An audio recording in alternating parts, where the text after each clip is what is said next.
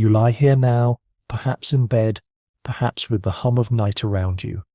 The day has finished its errands, and the quiet of your room feels softer than stone.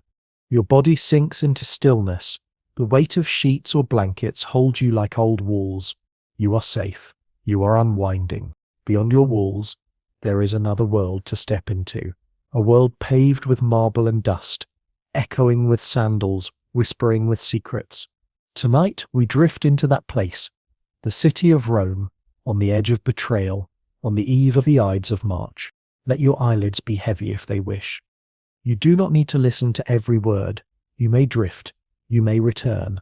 You may let the story ebb and flow like a tide against sleep. History waits. It does not mind pauses. It will still be here when you wake. No pressure. You won't need to keep your sandals on. The senators will do the walking for you. If quiet history like this helps you rest or wander, consider subscribing. It lets this small corner of calm keep growing. And if you're still awake, share your time and place below. I'd love to know who's listening tonight. So close your eyes now and let us walk into the marble heart of Rome. The city spreads before you, vast and layered. You hear it before you see it. The clatter of iron wheels on stone streets, the cries of merchants, the distant thud of hammers. Rome in early 44 BCE is not the serene empire it will one day be. It is still a republic, though shaken and bruised. Its people walk between triumph and fear, between plenty and hunger, between pride and suspicion. You move through the suburra, the dense quarter of crowded houses stacked high, laundry hanging in damp ropes between upper floors. The smell of smoke and fish drifts between narrow alleys. Children chase each other barefoot, shouting in Latin that mixes with Greek curses and the sing-song tones of traders from Syria or Gaul. Rome is restless. Rome is swollen. Rome is alive. Further up the slope, near the Forum, the air changes. The noise drops to murmurs. The smells turn to incense and wax. The paving stones gleam more brightly here, pressed by senators' sandals, magistrates' litters, and the processions of priests. Statues rise in every square, bronze generals frozen in gestures of command, marble gods gazing with expressionless eyes, Caesar's own likeness already multiplied, crowned with laurel. The people see him as saviour and as tyrant both. In taverns they speak of his banquets, of the gladiator games he sponsors, of the grain he distributes. In the Senate, whispers take a darker form, fears of monarchy, of an end to the old freedoms. For centuries, Rome had hated kings. For centuries it had guarded its republic, flawed and frayed though it was. And now here was Caesar, dictator perpetua, dictator for life, holding more power than any man since Tarquin the Proud had been cast out. You walk past the Forum itself, wide and open, filled with colonnades and arches. Here the voices of Rome gather each morning. Senators debate beneath painted ceilings, while shopkeepers sell bread and figs in the shadow of basilicas, the rostra. The speaker's platform bears Caesar's name as victor of Gaul and civil war. His image, carved and painted, rises over the very space that once belonged to the collective voice of the Republic. Some admire, some bow, some grind their teeth. And you keep walking, your steps slow, steady, like breath itself. In the Palatine Hill, lamps glow behind shuttered windows of patrician homes. These villas hold marble courtyards, fountains, painted walls of red and gold. Behind those walls, senators whisper to their wives and brothers. They speak of Caesar's new calendar, his plans to campaign in Parthia, his bold dismissal of tradition. Some speak with admiration, others with fear. Some consider whether liberty can survive. And in some rooms, daggers lie hidden beneath folds of cloth, waiting. But you are still in the street, only drifting past. You hear snatches of talk. You hear the tap of sandals. You hear the hush of night that Rome cannot silence. No matter how vast, no matter how loud, the Tiber flows dark, heavy with the silt of winter rains. Along its banks, torches flicker where barges unload grain and amphorae. The water carries reflections of bridges, stone arcs that bind the city together. You pause by the river, hearing its murmur. It has seen kings and consuls, wars and triumphs. It has seen Rome rise from huts to marble. It will see Caesar's blood wash its stones. For now, it only flows, steady as breath, ancient as time. Rome's people stir still, even at this hour. Soldiers in leather harnesses pass, their swords clinking. Prostitutes lean in doorways, their laughter sharp and brittle. Philosophers mutter beneath porticos, quoting Greek lines to uninterested listeners. Donkeys bray, wheels grind, fires spark. The city does not sleep. It only shifts its weight. Above it all, the sky spreads calm. Stars burn in silence, indifferent to human schemes. The moon watches. The constellations hang exactly where they hung when Romulus carved the first walls of the city, and they will hang still when Caesar is gone, and when those who kill him are gone, and when even Rome itself is gone. You pass a statue of Caesar himself. It shows him draped in a general's cloak, arm raised as if guiding an army, laurel crown upon his brow. Someone has placed a wreath at its base, fresh with blossoms. Someone else has scrawled words of mockery on the plinth, half erased by the rain. Reverence and hatred, side by side, like two hands clasped unwillingly. The markets are quieter now, but their smells linger: olives, wine, baked bread, sweat, and dung. Rome is a city of contradictions, splendor and squalor, triumph and unrest. Its stones are heavy with history. Its people are restless with desire, and in its heart, one man glitters brighter and darker than all. Gaius Julius Caesar. He is away tonight, in his house upon the Forum. His mind is restless, though he rests. Dreams stir around him, dreams that will trouble his wife. But for now, you only sense his presence, distant yet looming, like thunder before a storm. The city folds around him, around you, like a dream itself. Marble, torchlight, whispers, omens, and the slow approach of the Ides of March. You breathe in, you breathe out, you walk through Rome. The night air of Rome still hangs heavy as you walk, and yet you sense that beneath its stones lie deeper echoes. Rome does not forget, and Rome does not forgive. It carries the scars of wars fought not long ago, wars that tore its heart in two. The civil war clings like dust. You hear it in every whisper of the Senate, every cautious glance exchanged between patricians. Only a handful of years have passed since Roman fought Roman, brother against brother, consul against consul. The Republic had already been trembling, but when Caesar crossed the Rubicon with his legions, the tremor became a quake that shook every forum, every farm, every soul. You drift through the memories of that time as if Rome itself whispers them to you. You see the river Rubicon again, shallow but unyielding. A single step across it had been more than the step of a man. It had been the step of an era into collapse. Caesar marched his soldiers south, banners lifting in the mist, while the Senate scattered in fear. Some fled to Pompey, that great general who had once been Caesar's ally, his son-in-law, his friend. Others hesitated, uncertain which master to serve. You walk the imagined battlefields. Pharsalus in Greece, 48 BCE, dust rising, shields clashing, Caesar's disciplined legions overwhelming Pompey's larger host. The cries of the dying still drift faintly in the ears of Rome, though years have passed. Pompey fled across the sea, to Egypt, seeking refuge, only to find betrayal on a beach at Pelusium. You see him step from a small boat, cloak pulled against the spray, only to be met by daggers, his head severed, his body left for the tide. A general who had celebrated 3 triumphs, discarded like refuse. Caesar wept when he was shown Pompey's head, or so it is said. Perhaps the tears were real. Perhaps they were theatre. Rome has always blurred the line between mourning and performance. But the truth remains. One rival was gone, and Caesar stood taller than ever. Still, war did not end.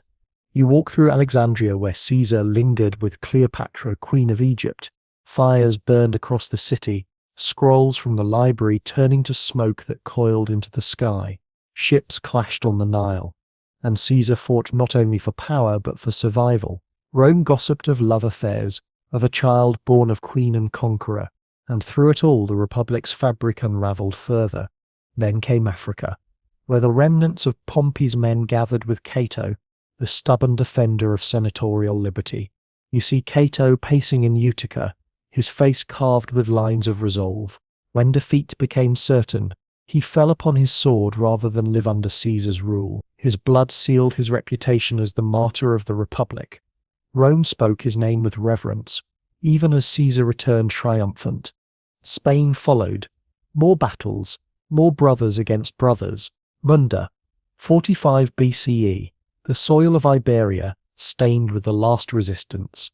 Caesar's men fought fiercely, their general himself entering the fray. Sword in hand, though nearly 60. Victory was his, but the cost was high, and the memory of Roman blood spilled by Roman hands could not be erased. And so you walk back into Rome, through streets paved not only with stone, but with memory. The people cheer Caesar, but they also carry wounds. Families divided, sons lost, estates confiscated, friendships broken. The Senate, once the shared heart of the Republic, now trembles like a husk. The victories that made Caesar supreme also made him dangerous in the eyes of those who feared another king. The legacy of war seeps into Rome's air like incense too heavy to breathe. It lingers in temples, in markets, in every conversation cut short when ears approach. You drift through the Senate House, remembering how many seats now sit empty. Senators who had chosen Pompey, or Cato, or the Republic itself, lie in graves across Greece and Africa. Their voices are silenced, their dignity gone. In their place rise new men.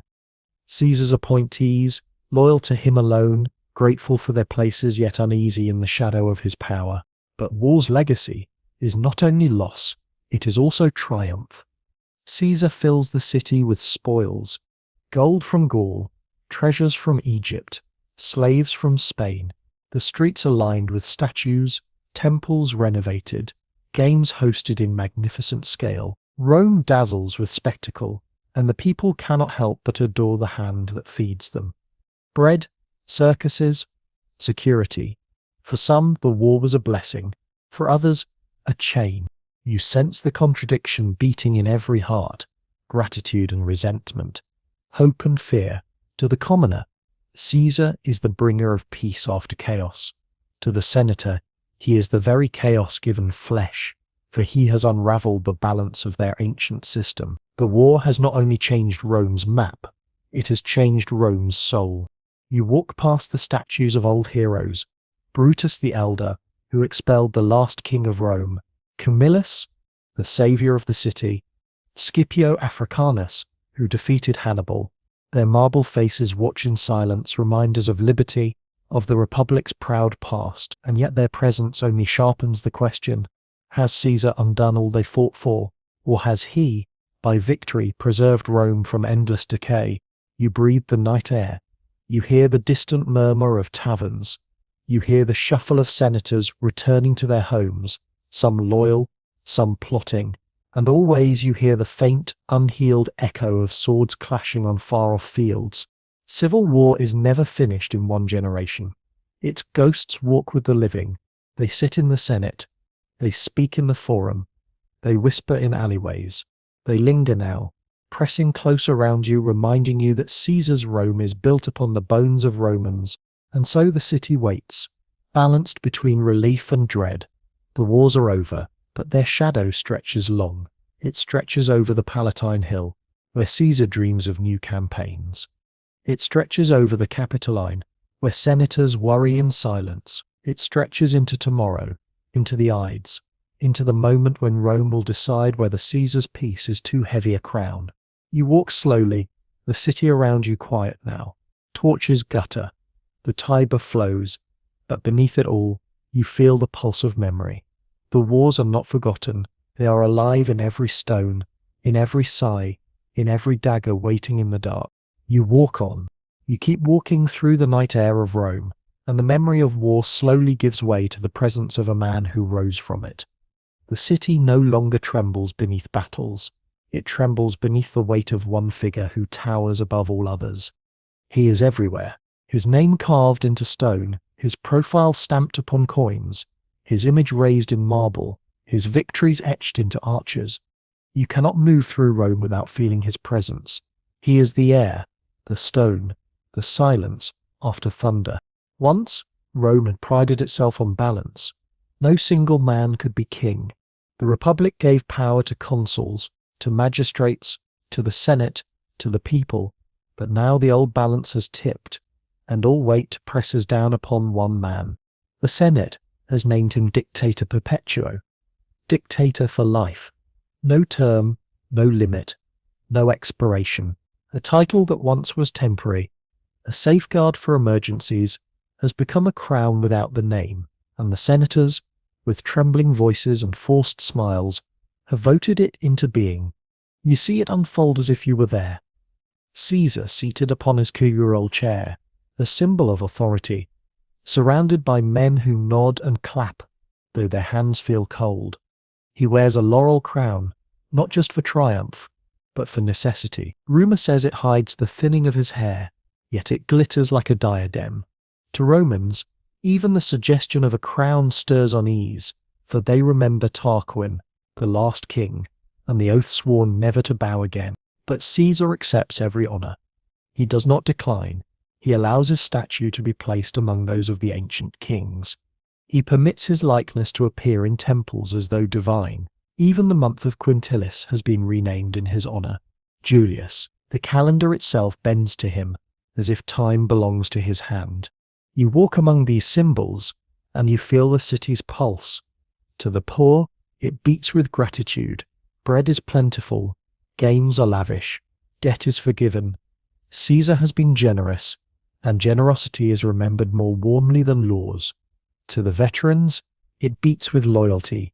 He has rewarded them with land, with gold, with the promise that their service meant something. To the provinces, it beats with order. Governors are fewer in their corrupt excess, taxes are steadier, justice more uniform. But to the Senate, the beat is uneasy. Each honour given to Caesar feels less like a gift and more like a chain.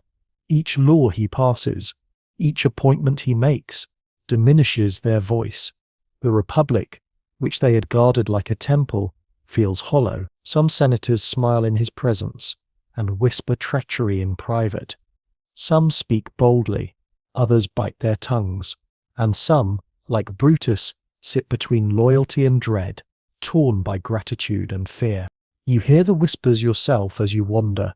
At feasts, men say Caesar seeks to be king in all but name.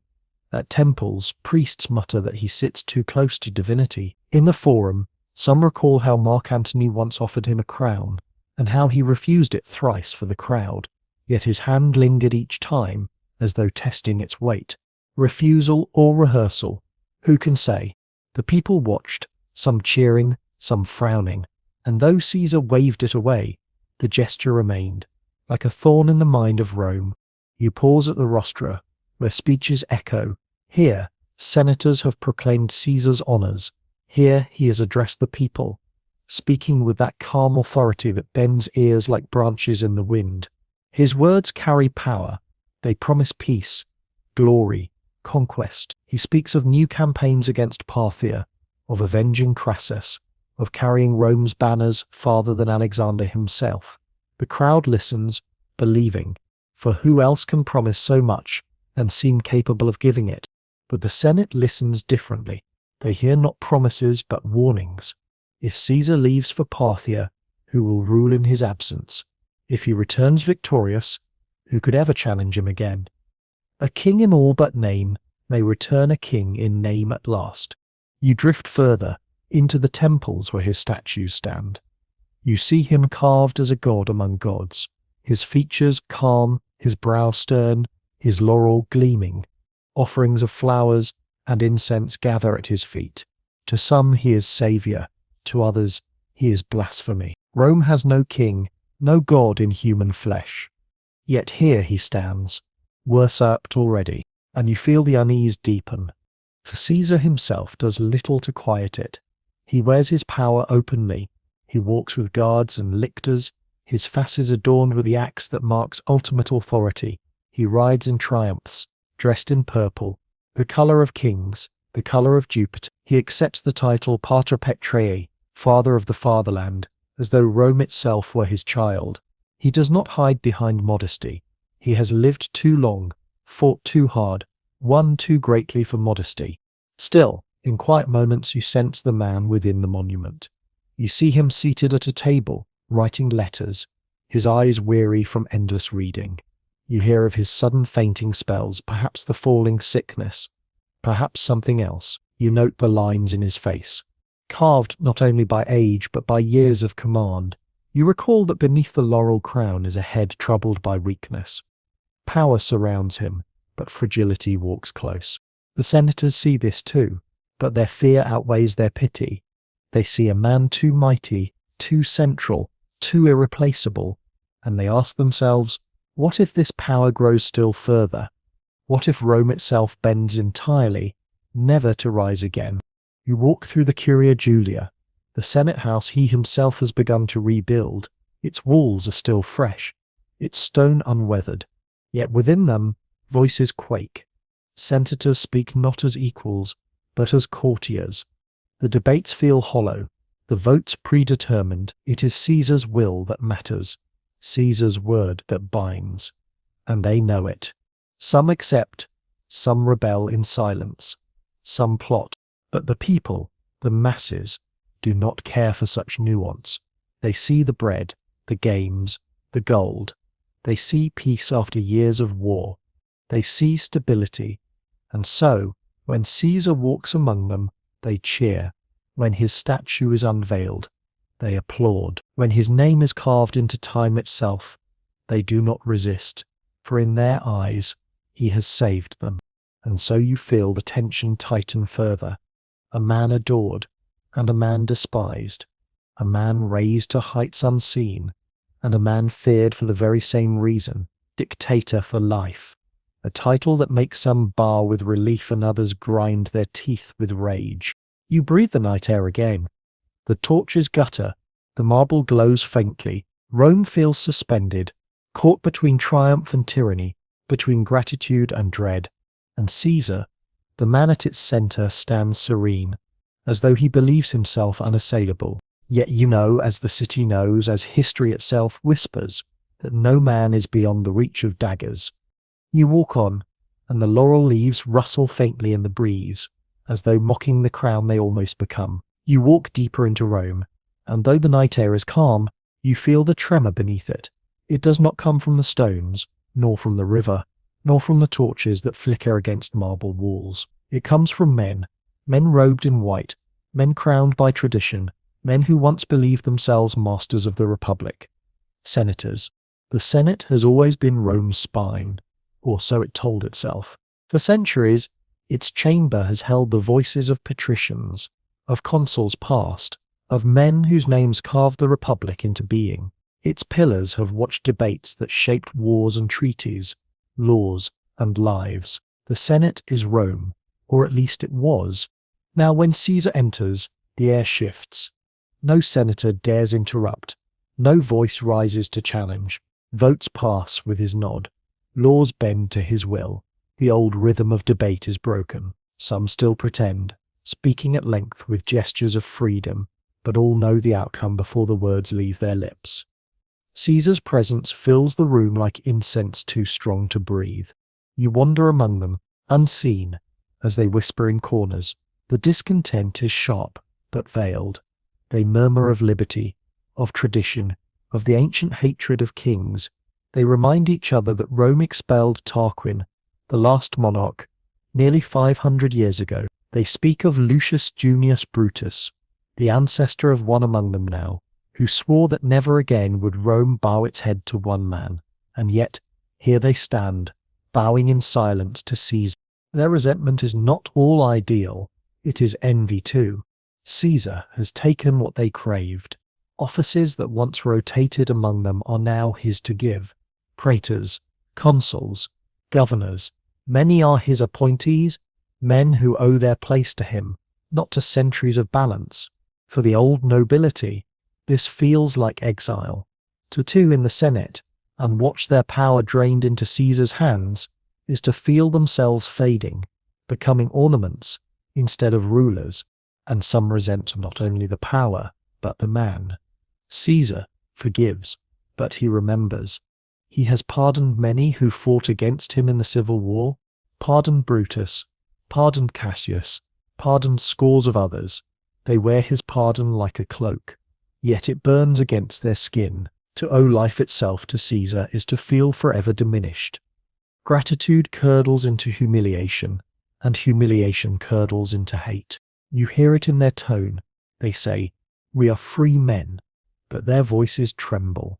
They say, "Caesar saved the state," but their eyes narrow. They speak of him as benefactor in public, but in private their words are sharper than daggers. They call him tyrant. They call him king, and in Rome, king is a curse. One senator mutters, "He sits on a golden chair." Another answers, "He wears purple." Another whispers, "He places his statue among gods." Each gesture that Caesar accepts becomes a stone added to their resentment. They see not honours but insults to the old ways, for the Republic was never meant to be gilded with one man's face. You notice their gatherings. Not formal, not open. Quiet dinners, walks in gardens, hushed meetings in shaded porticos. Their words are cautious, but they repeat the same refrain. Liberty is dying. The Republic is bleeding. If nothing is done, Caesar will wear the crown openly, and all that was Rome will become the whim of one man. Yet even as they whisper, they hesitate.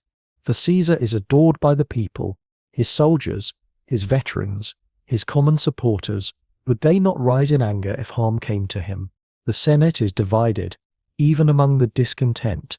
Some wish only to wait, to hope that age or illness removes him. Others believe delay will only deepen chains, and among them, few are bold enough to name the deed aloud. But whispers are seeds, and seeds sprout in silence. You walk through the Curia, the Senate house, as if gliding among shadows.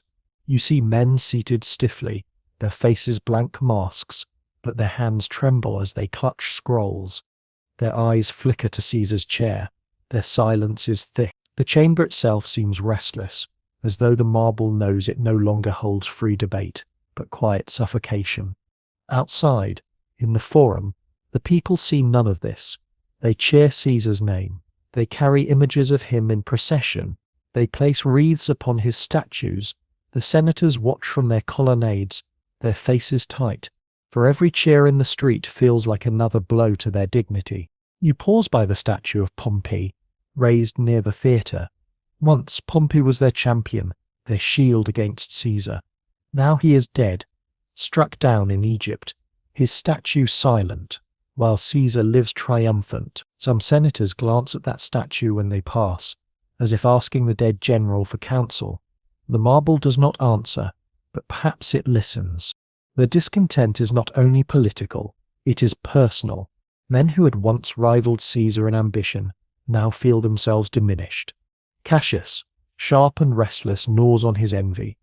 He fought bravely, he governed provinces, yet his fame is pale beside Caesar's blaze. Brutus, noble and thoughtful, feels the pull of his ancestry, the shadow of that first Brutus who struck at monarchy. He has been pardoned, even embraced by Caesar, yet his conscience twists. To be loved by Caesar is comfort, to betray the Republic is agony. He cannot decide which weight is heavier, and so the Senate walks in shadows. Their words are careful, their gestures are controlled, but beneath the surface lies a storm. You hear it in a hushed remark, "If we do nothing, Rome will fall." You hear it in another, "If we strike, we may fall instead." You hear it in silence most of all, the silence that lingers after Caesar leaves the chamber, when senators exhale, as though freed from a spell. They do not cheer, they do not smile, they simply sit in the echo of their own weakness. Rome has always thrived on competition, on ambition balanced by ambition. But now ambition has been devoured by one man's shadow, and those who once strutted proudly in the forum feel themselves reduced to dust motes swirling in his light. The discontent is quiet, but it grows. It grows in dining rooms, in gardens, in the minds of senators who toss sleepless on their couches at night. It grows in the bitterness of men who remember their father's freedom. It grows in the envy of men who see Caesar's face stamped on coins, where once their ancestors' names had shone. It grows, And though Caesar cannot yet hear it, you can, for it hums like a low note beneath the marble of Rome. You walk on, and the torches flicker. The Senate disperses into the night, their white robes glowing faintly as they slip into the streets. Their sandals scrape the stones, their voices hush. Each man walks with thoughts he cannot speak aloud. Not yet, but soon the discontent will sharpen into decision. You follow the senators into the night, their robes whispering like sails against the stone. The city is quiet now, though taverns still murmur in alleys, though torches still sputter in the forum. Yet it feels as if the weight of Rome itself leans forward, listening to their footsteps. For discontent, left untended, becomes a gathering. It begins softly, as all conspiracies do, a glance exchanged too long, a phrase spoken and left hanging in the air, waiting for another to pick it up, a hand placed lightly on a shoulder, meaning more than comfort. You watch it unfold in private houses, in gardens scented with laurel and cypress, in porticos where the moonlight hides sharp eyes. Cassius is restless. His spirit, never content to bend, feels humiliation burn within him like a fever. He had fought bravely, commanded armies, endured storms at sea, and yet Caesar's star eclipses all. To him, every statue of Caesar feels like mockery. Every cheer for Caesar feels like theft. He mutters to others, testing their resolve, probing their bitterness. He is the spark. Brutus, by contrast, is hesitant. His name is heavy, descendant of that first Brutus who struck down monarchy centuries ago. The very stones of Rome whisper his duty back to him. Yet he loves Caesar. Caesar has shown him trust, pardon, even affection. To strike at Caesar would be to strike at a benefactor, at a friend. And so Brutus twists upon himself, torn between gratitude and legacy, between affection and principle. Cassius knows this. He whispers in Brutus's ear, night after night, "Would you let Rome bow to a king?" he asks. "Would you betray the name you carry?" He reminds Brutus of statues of ancestors, of stories told since childhood, of the oath sworn against monarchy. Slowly, doubt seeps into Brutus's heart, like water finding cracks in stone. Others gather too. Casca, sharp-tongued, who scoffs at Caesar's theatrics when Antony offered him the crown. He remembers the crowd's cheers, and he sneered at Caesar's feigned reluctance. To him, the man is a performer, unworthy of Rome's throne. Decimus Brutus, once close to Caesar, feels overlooked, passed over for honours. Envy coils in him, though cloaked in loyalty. Trebonius, Ligarius, Cimber, all carry their own slights, their own suspicions, their own private hungers. You see them meet in shadows. The lamps are dim, the doors closed, their robes brush the floor. As they lean close together, their voices drop to murmurs. Words like liberty and tyranny flicker among them, glowing and dangerous. They speak of daggers, of timing, of the Senate meeting soon to come. Each man feels the pull of destiny, and yet each man feels the chill of fear. For to conspire against Caesar is not to conspire against one man, it is to conspire against his legions, against his popularity, against the fate of Rome itself. And yet, their bond strengthens. They swear oaths not with loud declarations, but with silent nods, with hands pressed together in secret. They agree that this must be done not in a back alley, not in the night, but openly, in the Senate, before the eyes of Rome. Only then can it be seen not as murder, but as sacrifice, not as crime, but as restoration. Still, they quarrel. Some wish to strike at Antony too, fearing he will avenge Caesar. Cassius presses this point, sharp and insistent, but Brutus resists. "No," he says, "let the act be pure. Let it be for Caesar alone. If we cut down too many, it will be butchery. Let us strike only him, as one who threatens kingship. The others will fall into place. His voice carries weight. The others listen. And so Antony is spared. For now, you watch their faces in torchlight. Cassius, gaunt and burning. Brutus, solemn, shadowed by doubt. Casca, eager, whispering jests to cover fear. Decimus, quiet, calculating. They are bound not by love, but by necessity, by resentment, by fragile ideals. They are not one mind, but many threads twisted into a rope, fragile and strong all at once. Rome sleeps as they plan.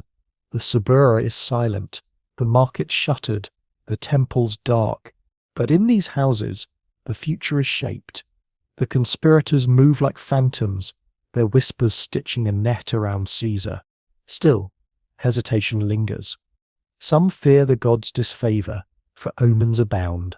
Strange lights in the sky, strange cries at night. The haruspices warn of blemished livers, of thunder in clear skies. Even Caesar himself has heard warnings, but the conspirators press on, believing destiny leans their way. You sense their hearts beating fast as the plan sharpens. The Ides of March will be the day. The theatre of Pompey will be the place. A Senate session, public, ceremonial, perfect for a blow that will echo like thunder through the ages. They will carry their daggers hidden in togas. They will surround him with a petition. And then, in the circle of Rome's highest men, they will strike, and so it is set. You drift among them as they disperse, their sandals tapping lightly on marble. Each walks with thoughts heavy as lead. Some imagine Rome reborn, free again, proud again. Some imagine only their own names raised as saviours. Some imagine blood, and cannot shake the tremor in their hands. But they are bound. They have stepped too far to return. They have whispered the words that cannot be unsaid. They have chosen the path that ends only with Caesar dead, or themselves. You move back into the streets, feeling the city's silence. Rome does not yet know what grows in its heart. The people sleep, dreaming of bread and games, of parades and spoils. But above their dreams, the senators plot, and their plot breathes closer with every hour. The moon glows faint upon the stones. Statues of gods watch silently. The Tiber flows dark, and you walk on, knowing that daggers have already been drawn in the minds of men. You wander through Rome as the night deepens, and you feel it. The air is thick, as though the city itself holds its breath. Something unseen presses close. Rome has always lived in a world of signs, a world where gods murmur through lightning and birds, through entrails and dreams. And in these days before the Ides, the signs are restless, uneasy, dark. You pause at a temple where the priests work by torchlight. The altar smokes with the scent of sacrifice, blood and ash rising together. A bull lies freshly slain, its body open to reveal the secrets of the gods. The haruspex bends low, his hands steady, his eyes searching the dark folds of the liver. You watch him frown. His voice is hushed, but you hear the tremor, blemishes, missing lobes, warnings of calamity. He shakes his head. He mutters that Caesar should be cautious. He should not leave his house. He should heed the gods. Yet priests have warned before. Some say Caesar laughs at omens, a soldier hardened by war, unwilling to tremble before birds and organs. Others whisper that he listens, but only to set his will against fate. Either way, the message spreads. The sacrifices are unfavourable, the signs unclean. You drift further, through streets where whispers multiply. Strange things have been seen, they say. A lioness wandering near the forum, a storm of blood falling in the countryside, men of fire walking through the night, vanishing like sparks in the dark, a slave's hand aflame yet unburnt. These are the stories told in taverns, repeated in porticos, embroidered with fear. Perhaps they are real, perhaps imagined, perhaps shaped by rumour. But in Rome, perception is as heavy as fact. You hear of soothsayers too. One in particular, a man named Spurinna. He has warned Caesar directly. Beware the Ides of March. The words ripple like a chill through the city. Not a riddle, not a parable, clear and plain, a date circled by fate, and yet the days tick closer, and Caesar does not change his course. You imagine him at home, his wife Calpurnia at his side. She dreams in troubled sleep. She wakes with a cry, speaking of Caesar's statue spouting blood, of Romans bathing their hands in it. She pleads with him to stay, to be cautious, to listen to the gods. In her eyes, dreams are not illusions. They are the language of truth. and her fear is heavy, her voice earnest. But Caesar, calm as ever, resists. What is to come will come, he might say, or cowards die many times before their deaths. The valiant taste of death but once. He has lived through ambushes, mutinies, storms at sea. He has faced Gauls in forests, Egyptians in streets, Spaniards on fields of dust. He has walked into battle where arrows fell like rain, and he has returned alive. How could he tremble now at omens? And yet, even he hesitates. Even he listens, if only for a moment, for the warnings gather too thickly to ignore. His steps falter, his hand pauses as he prepares to leave for the Senate. His mind weighs the words of priests and wife and seers. You wander among the people, and they too feel the heaviness. Some cross themselves before shrines, some avoid the streets at night. Some murmur that the gods are restless, that the republic groans, that Caesar himself is touched by destiny too vast for safety. The Ides approach like a storm on the horizon, unseen but felt in the air. In the Forum, a statue shudders as though in protest. In the Capitol, a flock of birds scatters wildly at dawn, spiraling away from their usual course. In the Suburra, dogs howl at shadows. In the Palatine, servants whisper of strange sounds in Caesar's house, doors creaking though bolted, voices echoing though no one stands there. Whether true or not, each tale is told and retold, and each telling knots the city tighter with unease. You pause at the theatre of Pompey, where the Senate is set to meet. Its vast portico rises in torchlight, its statues casting long shadows. It feels less like a meeting place and more like a stage. The conspirators know this, the city does not. Yet even here, omens seem to gather. The marble feels cold. The statues of old generals stare blankly into the dark. The very air seems to whisper that something will break upon these stones. And still, Caesar prepares to come. You drift back to his house once more. You see him at his table, scrolls scattered, letters unanswered. His mind is full.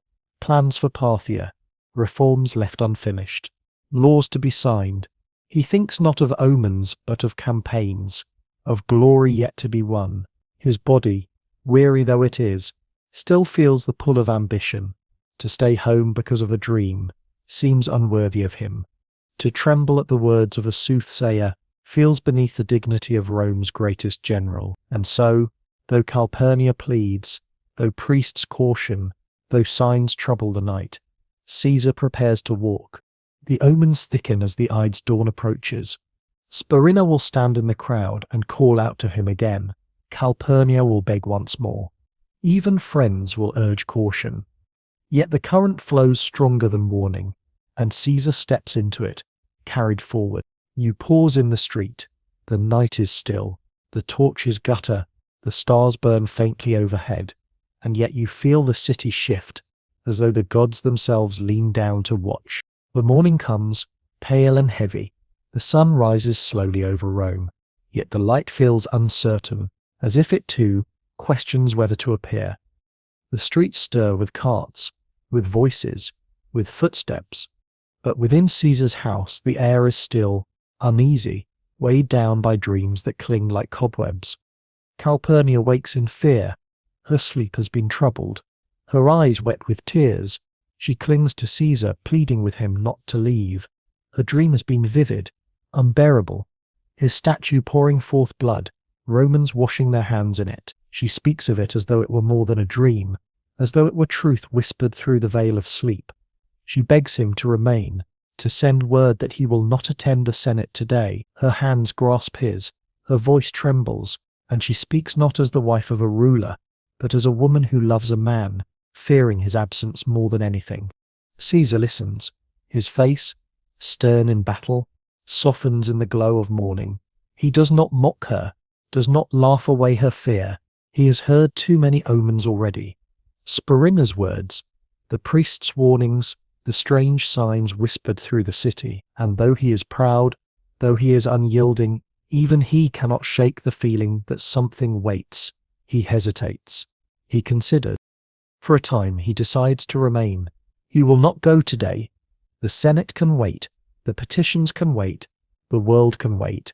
His words carry relief to Calpurnia, who clutches his hand tighter, her breath easing. She feels the gods have been heard. She feels the dream has saved him. But the morning is not done. A knock comes at the door. The sound is firm, respectful, but insistent. A messenger announces the arrival of Decimus Brutus. Not Marcus Brutus, but Decimus, another long-trusted friend, one of Caesar's own circle. He enters with smooth composure, his toga draped carefully, his voice calm. He greets Caesar warmly, yet urgency glimmers beneath his words. "Why do you delay?" he asks. "The Senate waits. The matters are important. They will think you mock them if you do not appear. They will say you disdain their voice. Will you let your enemies whisper that you fear shadows, that you tremble at dreams?" Caesar listens, his brow furrowed. Calpurnia protests, her voice sharp with desperation, but Decimus presses. He speaks of honor, of duty, of appearances. He speaks as though the world will misread this absence, as weakness, as though Caesar's greatness itself will dim if he heeds a dream. His words are artful, calculated, aimed not at reason but at pride. For pride is Caesar's companion. He has walked through storms of arrows, through streets aflame, through oceans tossed with waves. He has survived conspiracies before, plots uncovered, enemies defeated. To remain home for fear of a dream feels unlike him, unworthy of him. He hears Calpurnia's fear, yet he feels the pull of Decimus's persuasion. Slowly, the decision shifts. The hesitation hardens. He will go. He will attend. He will show Rome that he is not afraid. Calpurnia's eyes darken with grief. She begs once more, but her words fall against marble. Caesar, calm again, reassures her. He promises he will return. He promises the gods watch over him. He promises there is nothing to fear, but his words do not ease her heart, nor yours. For you feel the shadow pressing close. The household stirs to readiness. His toga is arranged, his laurel crown placed. Servants move quickly now, sandals strapped, lictors prepared to carry the fasces before him. Outside, the litter waits, its bearers steady, its curtains drawn for shade. The morning is ordinary in its form, extraordinary in its weight. You follow him as he steps into the light. The sky is pale, the sun rising over rooftops, the air cool with dew. The streets are beginning to swell with life. Merchants opening stalls, children running barefoot, soldiers passing with spears. Yet, when Caesar walks, all pause. Some bow, some cheer, some simply stare. He moves with calm dignity, as though nothing weighs upon him, though omens gather like unseen clouds. Along the way, voices call. One soothsayer, Spurina himself, stands among the crowd. He has spoken his warning before, but now, as Caesar passes, he speaks again. Beware the Ides of March. Caesar, perhaps with dry humour, replies, "The Ides have come," Spurina answers quietly. "Aye, Caesar, but not yet gone." The words drift like smoke, lingering in the morning air. Still, he moves forward. The litter sways as it carries him, his lictors walking ahead with rods and axes, the people parting before him. His face is calm, almost serene. You wonder if he feels the weight of fate upon him, or if he truly believes himself untouchable. Perhaps both. Perhaps he carries pride and dread together, like twin shadows. Behind, Calpurnia remains at home, her prayers whispered to the gods, her tears falling silently. She has seen too much, dreamed too much, to feel ease. Her voice lingers in the air, long after he departs. And you too feel the weight of departure. The street seems sharper, the light harsher, the footsteps heavier, for you know that each step carries him closer, not only to the Senate, but to history itself. You walk beside him in silence, the litter rocking, the crowd murmuring, the city pressing close. Rome itself seems to watch, waiting for what will unfold.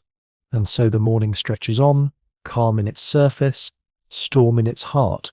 The litter sways gently as it carries Caesar through the streets. The morning has grown brighter, the sun climbing above Rome's rooftops. Yet the light feels strange, as though it glances off the stones with hesitation. The crowd makes way, their voices a murmur that fades and swells like the tide. You follow, and soon the familiar shapes of the Forum fall behind, replaced by the broad expanse of the Field of Mars. Here stands the Theatre of Pompey. It rises vast and solemn, a curve of stone and marble, its porticos stretching long and stately. The first permanent theatre of Rome. It was built in defiance of old suspicion, for once the Senate had scorned such places as luxuries fit only for Greeks. Yet Pompey, in his grandeur, had dared to raise it, cloaked in the guise of piety, attaching to it a temple of Venus to sanctify the space. And so the theatre became more than entertainment. It became monument, statement, empire carved in stone. Now its steps gleam in the morning. Statues line its porticos, generals and gods, their eyes blank yet watchful. The air is heavy with memory. For Pompey himself once stood here, at the height of power, adored by Rome. His shadow lingers still, and it is here, in his theatre, that Caesar will step today, his rival's stone shelter becoming the stage for the final act. The theatre's portico stretches wide, its colonnades like ribs of stone enclosing a body. Light filters through, broken by the shadow of pillars. The air within feels cooler, as though the sun itself dares not enter fully. Statues stand in niches. Venus, Apollo, victory figures of grace and power, silent as fate approaches.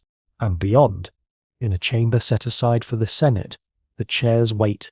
At the center, a golden seat has been placed for Caesar. It gleams in the dim light, ornate, elevated slightly, as though to mark him above his peers.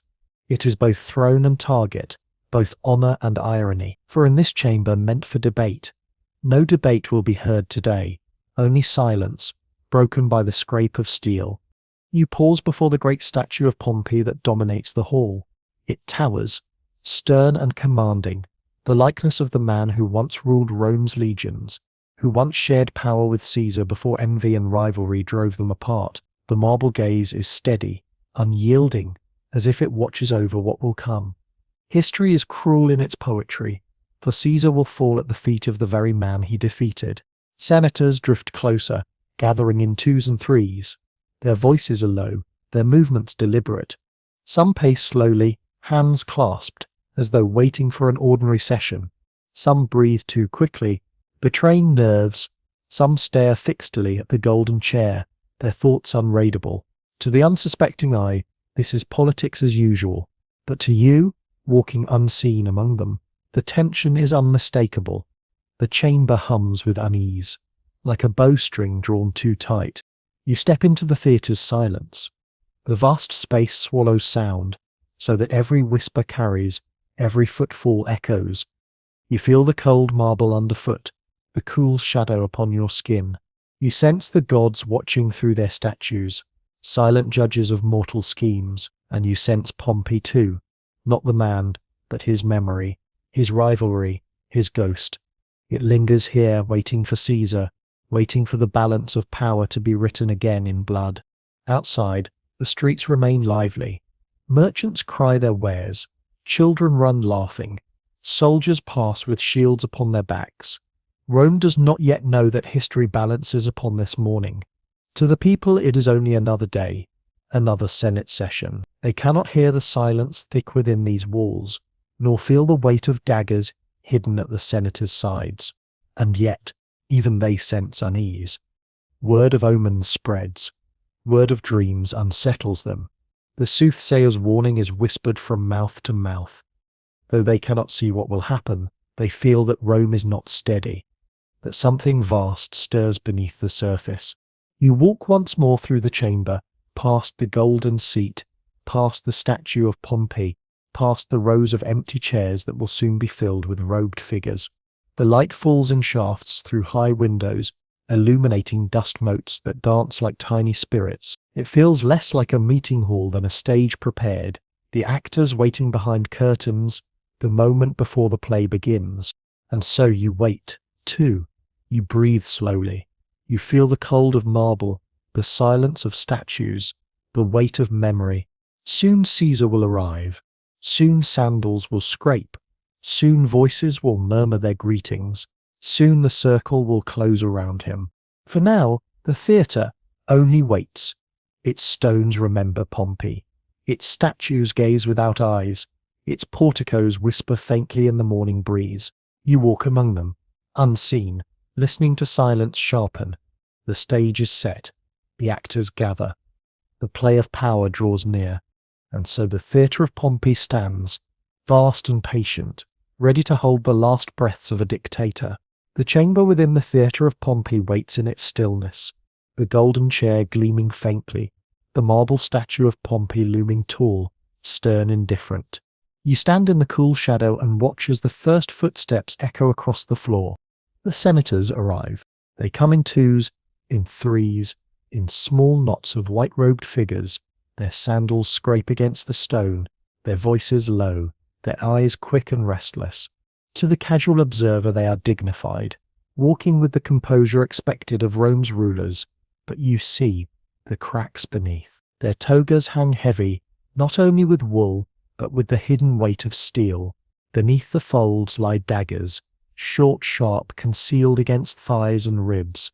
They know what morning holds. Cassius comes early. His stride is quick, his gaze sharp, his shoulders tense as though carrying not cloth but armor. He murmurs to a companion, his words clipped, his lips thin. He paces near the columns, glancing often toward the entrance. His hands fidget at his sides. In his chest, his heart pounds louder than his voice. He has urged this moment into being, yet now that it draws near, the enormity of it presses down. Casca follows, his eyes darting, his mouth curved in a nervous half-smile.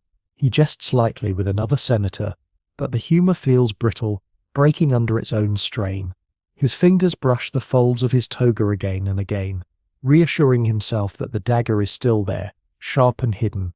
Brutus enters more slowly.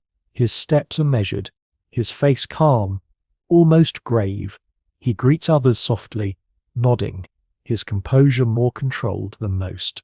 Yet inside him churns the storm of doubt. He feels the eyes of his ancestors upon him, feels the weight of his name, feels the betrayal that waits within his own hand.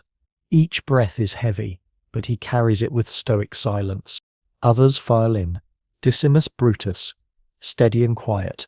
Trebonius, calm but watchful. Simba, restless, adjusting his toga too often. Each man carries his own burden, envy, principle, fear, ambition. But together they carry daggers, and together they will carry out the deed. Around them, other senators arrive, men not part of the conspiracy, men unaware of the storm gathering in their midst. They walk with normalcy, discussing petitions, laws, grain shipments, provincial concerns. Their voices fill the chamber with the hum of ordinary politics. They do not know that in moments, that hum will collapse into chaos. The conspirators mingle among them, careful, deliberate. They do not huddle too close. They do not whisper too loudly. They move like actors in a play, each step rehearsed, each gesture cautious. Yet you sense the tension vibrating between them, like threads strung taut, ready to snap. The air grows thicker as the chamber fills. The golden chair waits, gleaming under filtered light. The statue of Pompey towers silently. Senators take their places, their faces composed, their hands folded, their breaths uneven. Some glance at the door again and again, waiting for Caesar's arrival.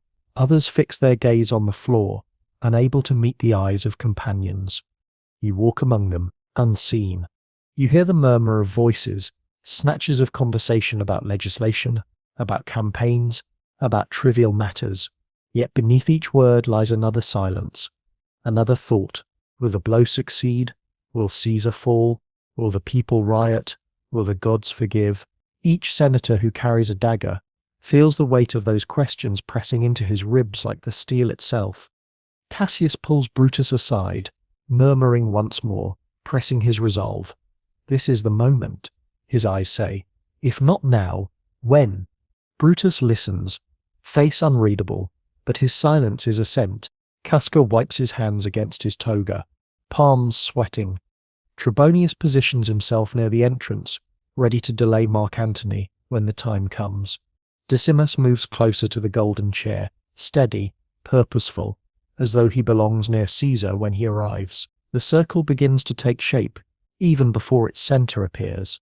The chamber grows hushed. Senators shift in their seats. A cough echoes sharply.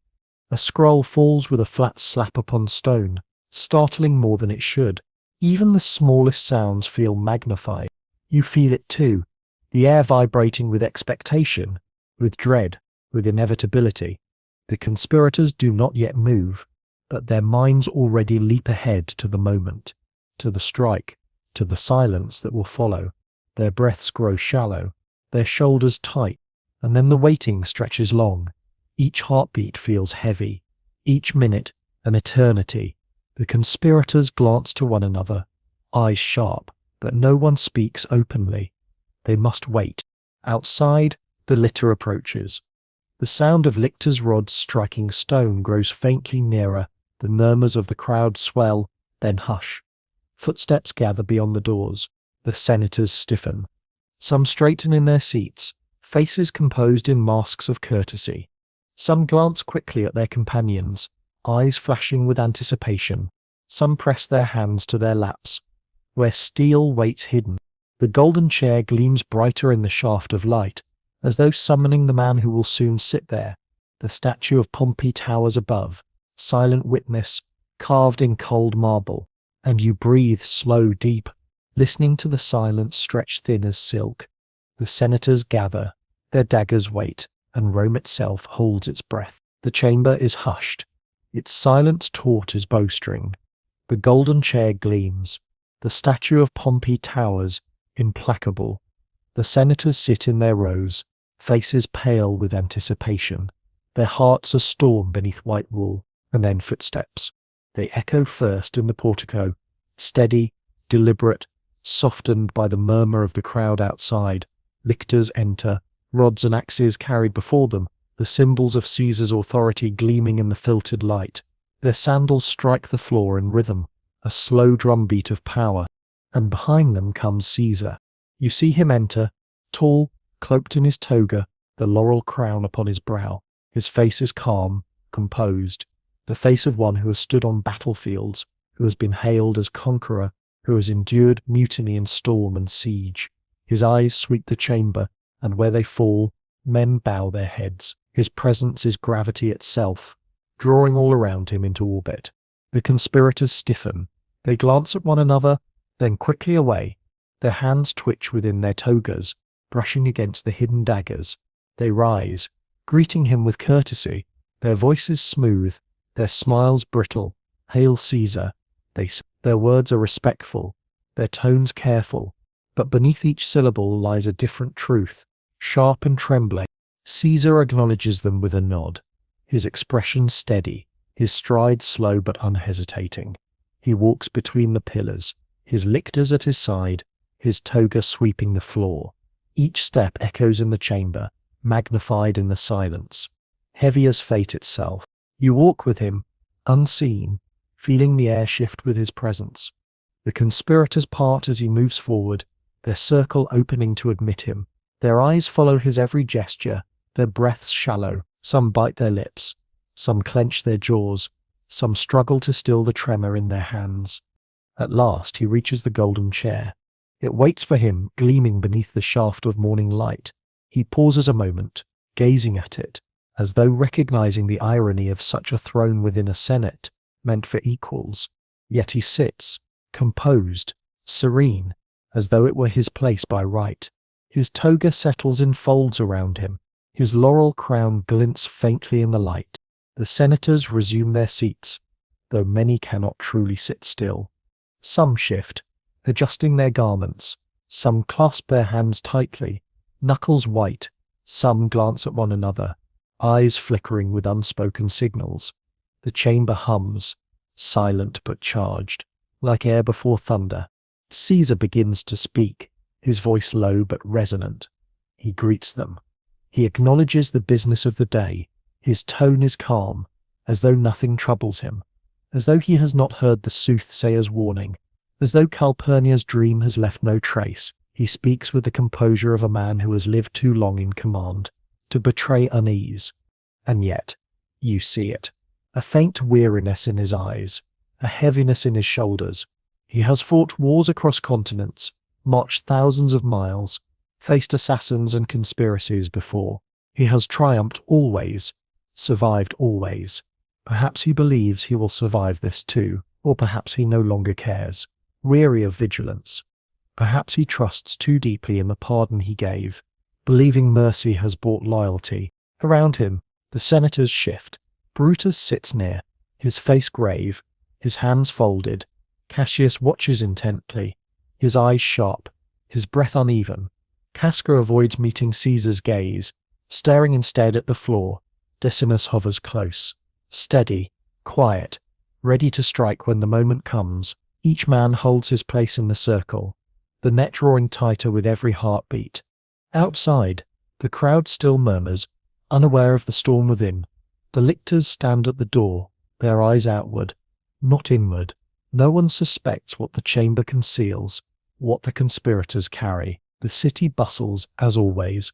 Markets opening, merchants shouting, children running, bakers pulling loaves from ovens.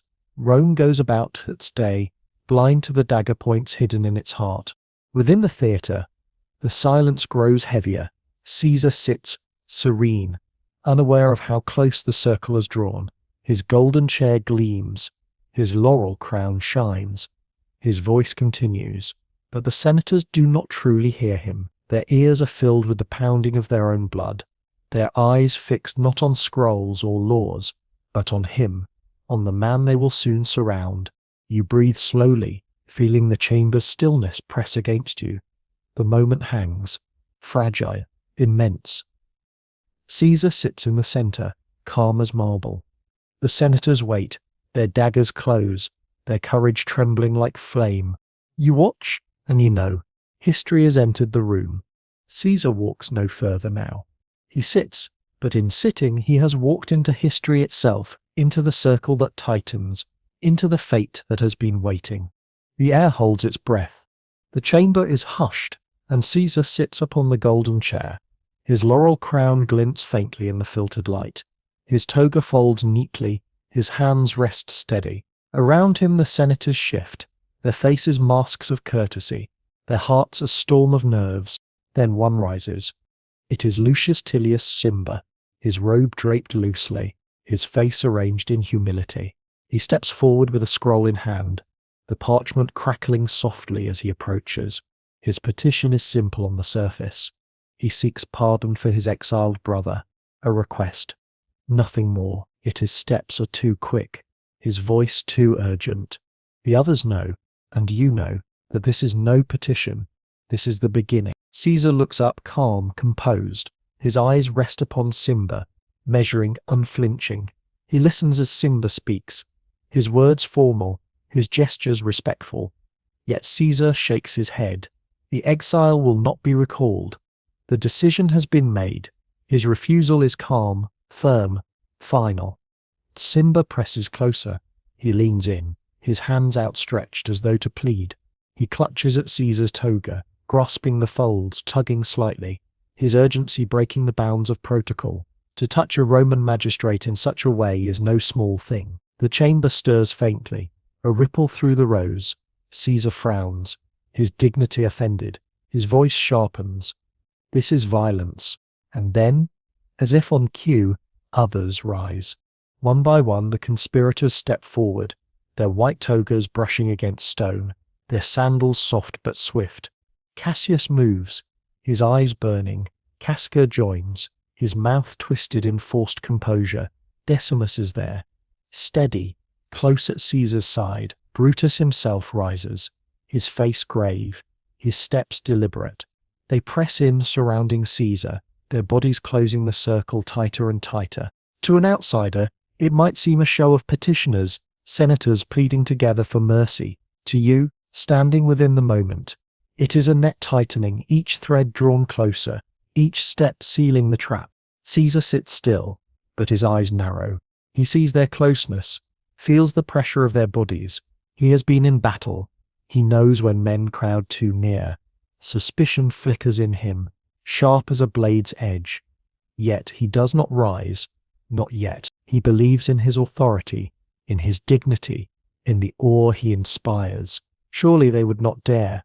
Surely his pardon, his mercy, his power protect him still. The chamber grows heavy with silence. Senators not part of the plot glance nervously, shifting in their seats, sensing something wrong but not yet naming it. The conspirators breathe shallowly, their hearts racing, their hands brushing against the steel hidden beneath their robes. Simba clutches the toga still, his voice imploring, insistent. Cassius adds his words, urging. Brutus stands close, silent, his presence itself a dagger of betrayal sharpened in advance. The circle is complete now, Caesar surrounded, hemmed in by men whose faces wear courtesy, but whose hands tremble with intent. You feel at this moment stretched, elongated, heavy. The chamber holds its breath. Pompey's statue looming above silent witness, the golden chair gleams beneath its burden. Caesar sits at the center, calm but uneasy, his eyes sharp, his hand half raised in dismissal. And then, as though marble itself could hear, the shift occurs. The petition is not a petition. The grasp at the toga is not a plea. The circle is not of supplication, but of blades. The theatre becomes not chamber, but trap. You walk among them, unseen, and you feel the air sharpen, the silence break into a hum too faint to hear, but present in every breath. The circle has closed, the play is set, and you wait, standing with Caesar, surrounded by white robes, by masks of dignity that hide the gleam of steel. The petition hangs unfinished, the silence deepens, and history leans closer. The circle tightens, the golden chair gleams, Caesar sits, steady, his toga gathered, his hand raised in refusal. Simba clutches the folds of cloth still, pleading, insistent. Around him, the others press closer, their faces masks of courtesy, their bodies tense as coiled rope. You hear the shuffle of sandals on marble. You feel the air thicken, the silence grow sharper. The chamber hums with unease, though no voice breaks it. The senators not in the plot watch nervously, sensing strangeness, unable yet to name it. Caesar frowns, his eyes narrowing. His voice cuts through the hush, firm, unyielding. Stand aside. This is violence. His hand moves as if to push Simba back. His dignity bristles at the breach of decorum, the grasp upon his toga, the press of bodies too close. And then, still, it comes suddenly, almost quietly. Casca, standing just behind, slips his hand into his toga. The dagger flashes out, small, sharp, gleaming only for an instant in the dim light. His arm thrusts forward, clumsy with fear, aimed at Caesar's neck. The blow glances. The wound is not deep, but it is enough. The silence shatters. Caesar jolts, rising halfway from his chair, his hand striking Casca's arm. His voice bursts out, fierce, startled, words torn from him like thunder from a clear sky. Casca, villain, what is this? His cry echoes against the marble, startling those who hear it, jolting the chamber into chaos. Casca stumbles, his nerves roar. He calls out in Greek, his voice breaking, summoning the others. Brothers, help. It is the signal, the unravelling of silence into storm. The chamber erupts. Cassius lunges forward, dagger drawn, his face grim. Decimus joins, his blade ready. Simba still clutches Caesar's toga, holding him pinned, the cloth tangled in his grasp. Brutus steps in close, his hand upon the hilt hidden beneath his folds. One by one, the daggers emerge, steel flashing in the dim light, the white of togas marred by sudden motion. Caesar reels, pressing back against the golden chair. His hands rise, pushing, striking, struggling to fend off the sudden storm. His eyes blaze with shock, with fury, with disbelief. He has faced armies, storms, assassins before, yet here, in the chamber of the Senate, among men he pardoned, among men he trusted, the steel comes from every side. The first blow has been struck, the marble has been broken, the daggers are free. You watch, unseen. The Caesar staggers, his toga torn, his dignity collapsing under the weight of betrayal. His voice, so often calm and commanding, is raw now, thick with disbelief. He pushes at hands, at cloth, at blades. His laurel crown tilts, slipping from his head. The conspirators close tighter, their arms thrusting, their daggers raised. Each feels the surge of fear, the rush of commitment. There is no turning back. The first strike has shattered hesitation. Now only frenzy remains.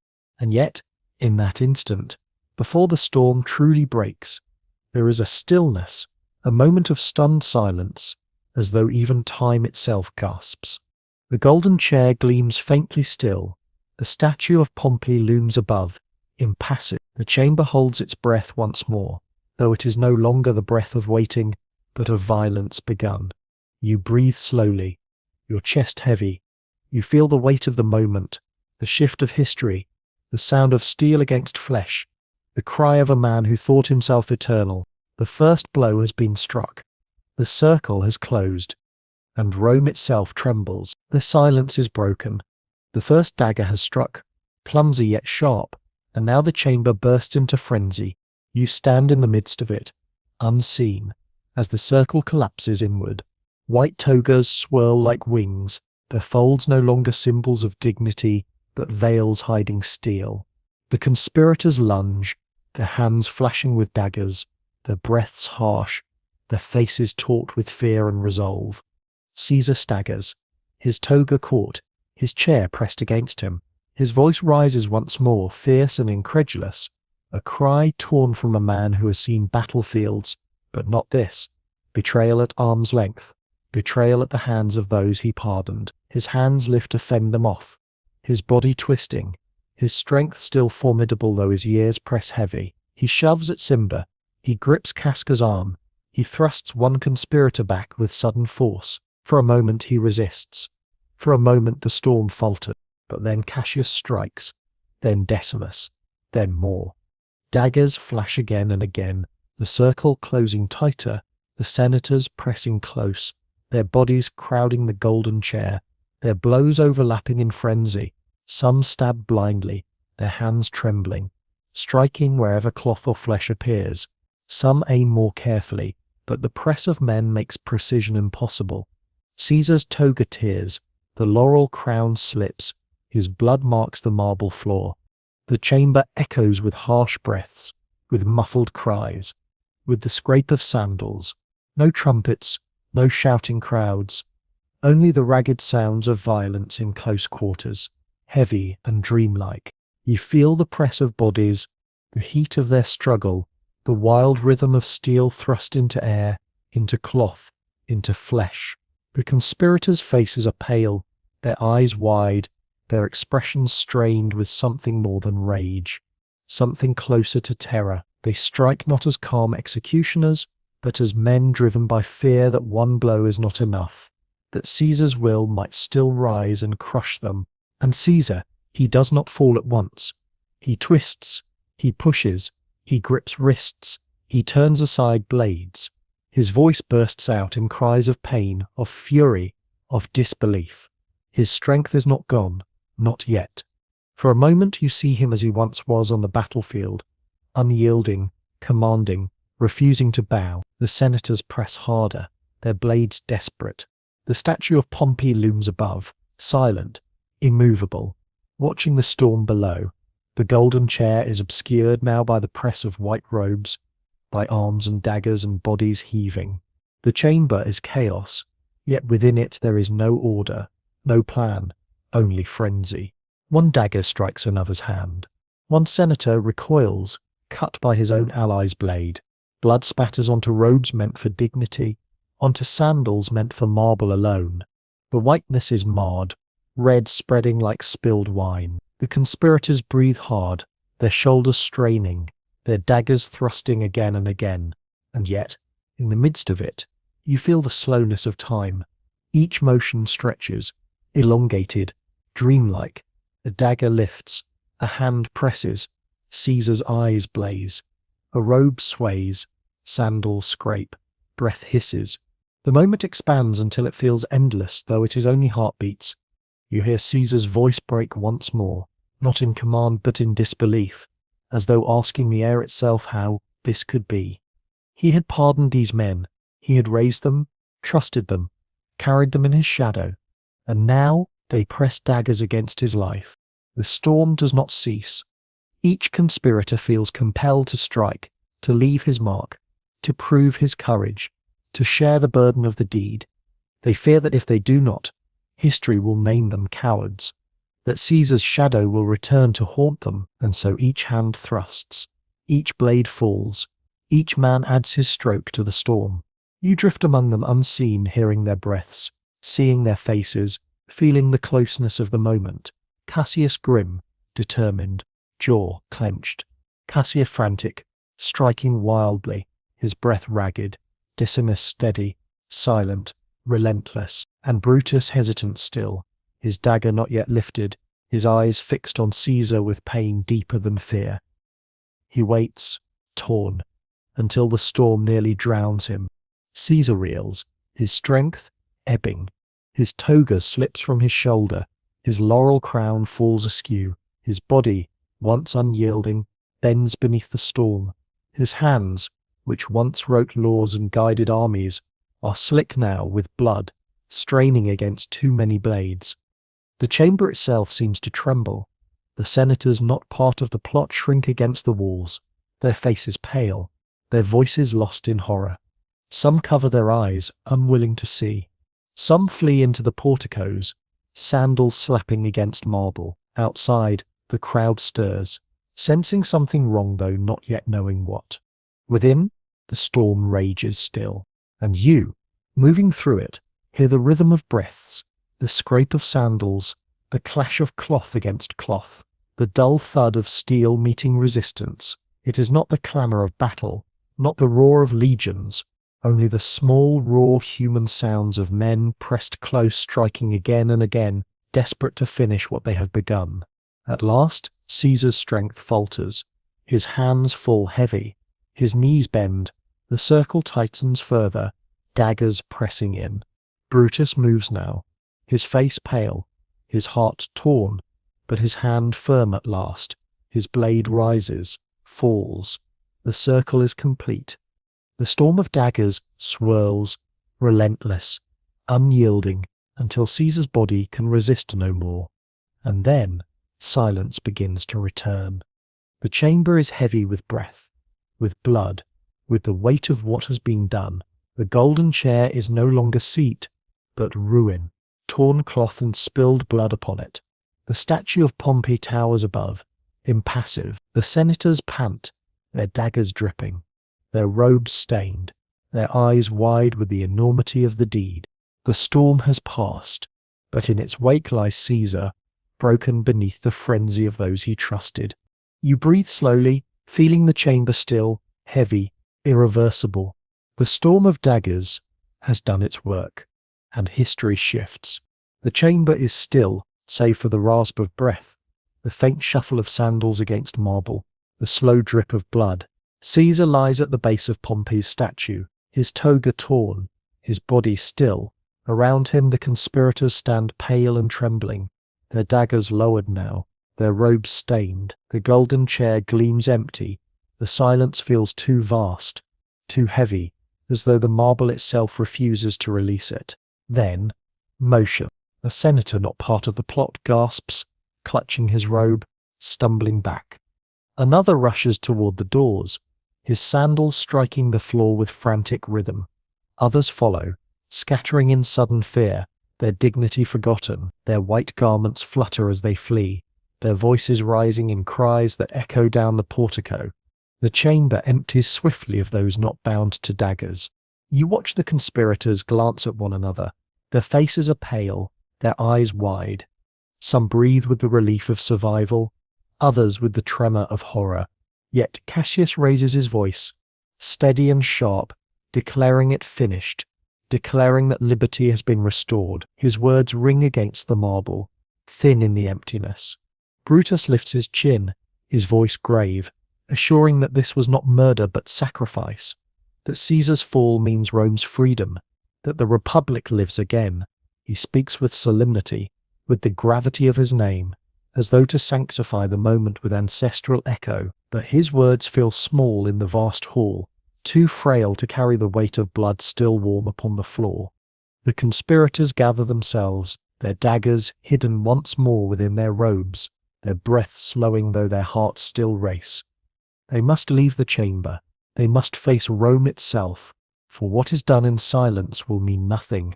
If the city does not accept it, they step into the portico, their sandals striking the stone. The air outside is brighter, harsher, filled with murmurs of the crowd. Already, rumours spread like sparks. Some say Caesar has been struck down.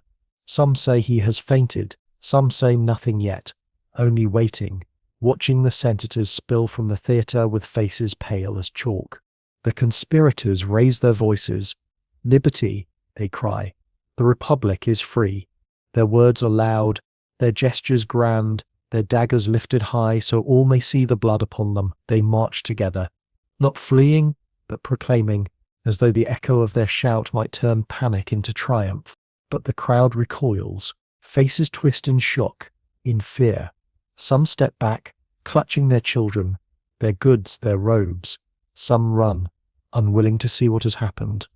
Some shout in confusion, their words lost in the swell of voices. For to the people, Caesar was not tyrant, but benefactor. He gave them bread, he gave them games, he promised glory. And now they hear that he is dead at the hands of senators whose names they do not love. Panic stirs. The streets buzz like a hive struck suddenly. Merchants pull down their stalls. Mothers clutch children to their breasts. Men hurry away from the forum. The air is sharp with fear, with uncertainty, with the sense that Rome itself has been torn open.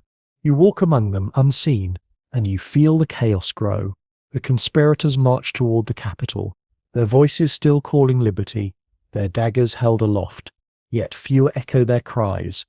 Most fall silent, unsure, uneasy. The word liberty sounds hollow against the memory of bread, of gold, of Caesar's generosity. Within the city, houses shut their doors. Curtains draw tight, streets empty as quickly as they fill. Rome is not cheering. Rome is holding its breath, unsure which way history bends.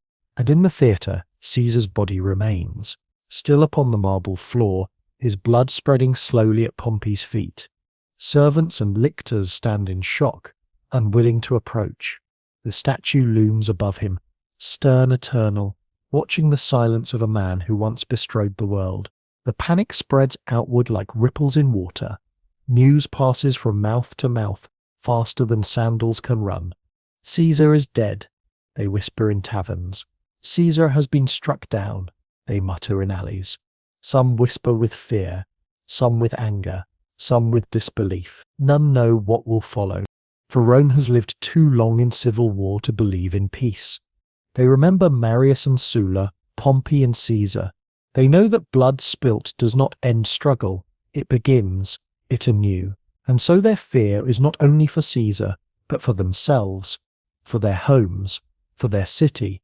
What comes next? Who rises? Who falls? The conspirators stride through the streets still, their daggers lifted, their voices calling liberty. Brutus's face is solemn, his eyes set as though he walks not only for himself but for all Rome. Cassius's jaw is tight, his gaze sharp, his stride brisk. Casca jests nervously, his laugh brittle, his words too loud. Each man carries both triumph and dread, and their steps echo with both. But the crowd does not join. The people mutter, they watch, they step back. Liberty feels distant to them. Bread feels nearer, gains feel nearer. Caesar felt nearer, and so the conspirators march to the Capitol, hoping the stones of the hill will guard them, hoping the gods will approve, hoping the people will learn to cheer. Yet even as they climb, they hear the silence of the city, the unease in its breath, the murmurs of panic that spread faster than their cries.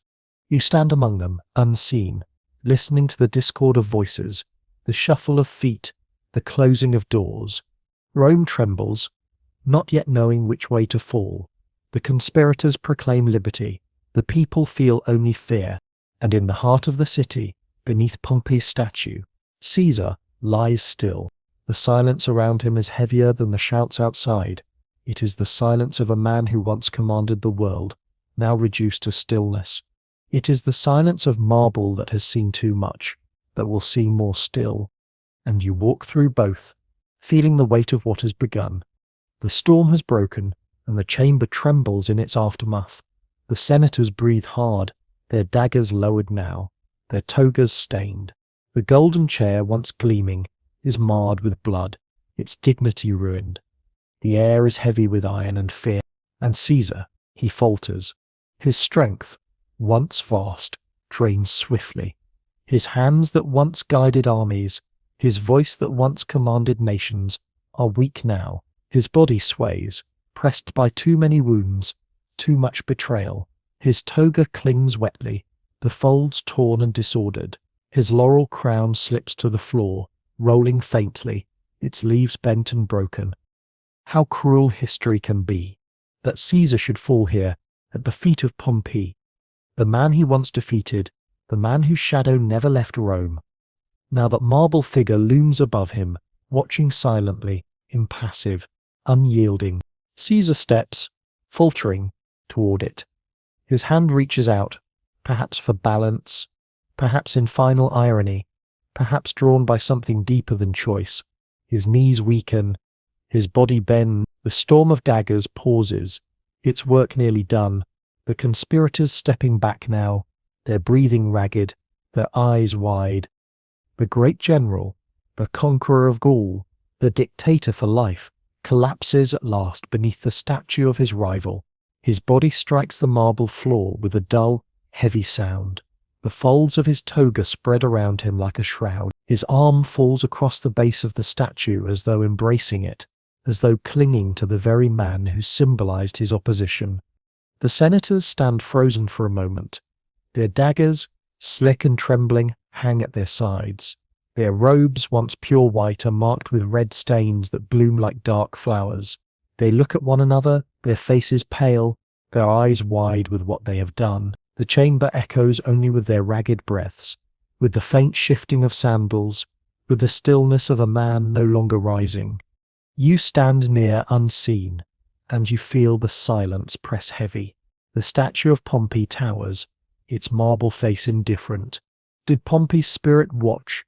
Did he take grim satisfaction at the fall of his rival beneath his likeness?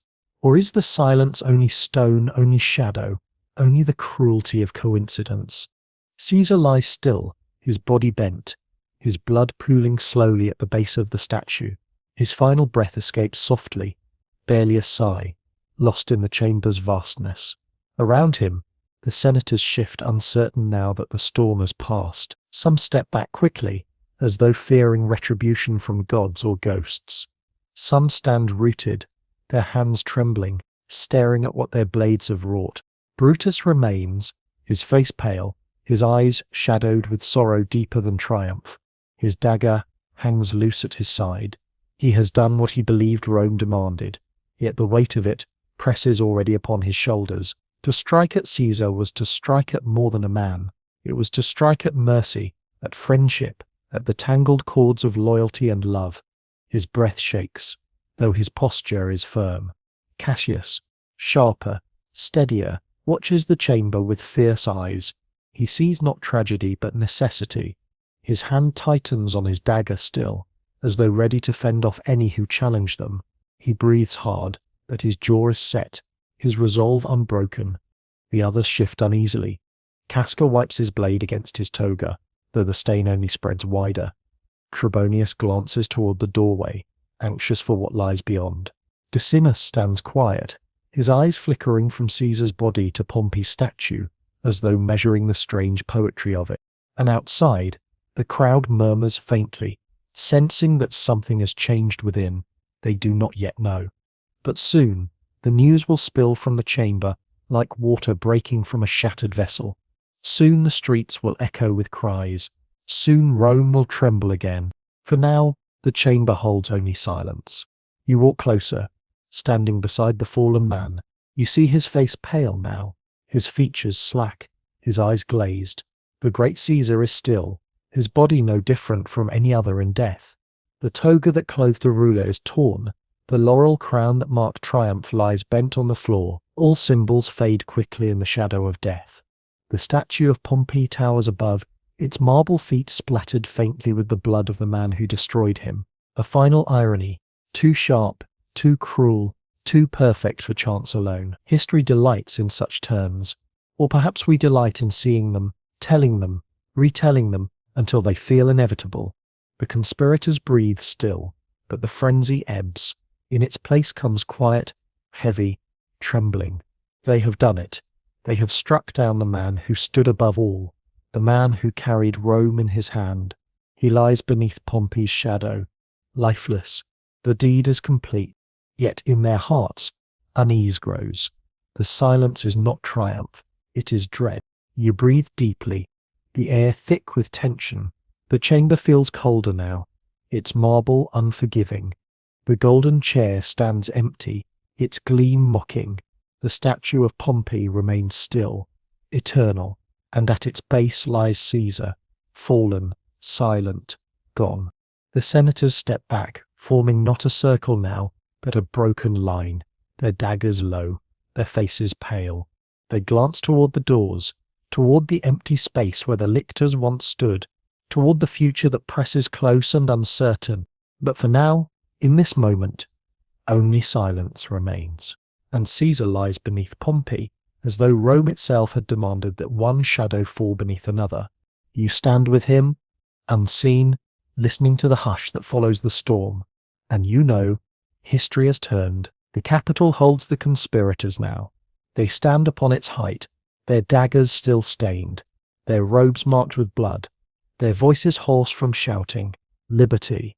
They cry again, hoping the city will answer. But Rome is hushed below them, streets restless, doors shut, windows cracked open to listen. Liberty sounds thin against the memory of bread, of games, of Caesar's open hand. Brutus, solemn, speaks with gravity. He tells those gathered that Caesar was too mighty, that he sought to be king, that they have saved the republic. His voice is steady, his bearing noble. Yet the people, watching from a distance, do not cheer. They whisper instead. For many remember Caesar not as tyrant but as benefactor, not as king but as provider. They remember the feasts, the coins, the promises of Parthia. Their bellies recall generosity more easily than their minds recall liberty. Mark Antony waits, silent, careful. He was delayed from the Senate chamber by Trebonius, kept aside while steel did its work. He did not strike, he did not save, but he lives. Now he measures, calculating, his mind a blade sharper than those daggers. He approaches the conspirators cautiously, feigning conciliation, speaking softly of unity, of calm, but within his heart burns with anger, with ambition. He will not let Caesar's death pass without use. Octavian, the young heir, far away when the Ides struck, will return soon.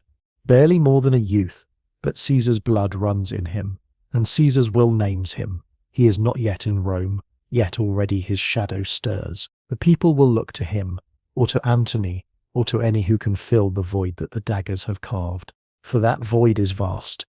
You feel it now, drifting through the uneasy city. The people do not celebrate. They fear. They mourn. They grumble that they have lost the hand that fed them. The veterans sharpen their swords, their loyalty still bound to Caesar's name. The priests whisper of omens darker still, of gods displeased, of Rome shaken. Antony seizes the moment. At Caesar's funeral he speaks, his words slow, his voice breaking as though in grief. He lifts the blood-stained toga, displays the wounds, names the men who struck them. He points to the generosity of Caesar's will, leaving gardens to the people, wealth to the citizens. He turns the crowd's grief into anger, their unease into fury, and Rome bursts into riot, fire licking through the streets, vengeance called out in the night. The conspirators flee, their liberty hollow, their triumph short. Some run to the provinces, hoping to rally support. Brutus and Cassius will raise armies still, believing their cause righteous, but the tide is against them. Antony and Octavian, uneasy allies, gather Rome's strength. The Republic is not reborn. It is wounded deeper still, and soon fields across Greece and beyond will know Roman blood again. At Philippi, the dagger's echo will thunder into legions clashing, standards falling, bodies strewn across foreign soil.